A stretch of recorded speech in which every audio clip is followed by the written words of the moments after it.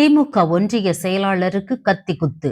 திண்டுக்கல் மாவட்டம் வேடசந்தூர் திமுகவின் தெற்கு ஒன்றிய செயலாளராக இருப்பவர் வீரா எஸ் சாமிநாதன்.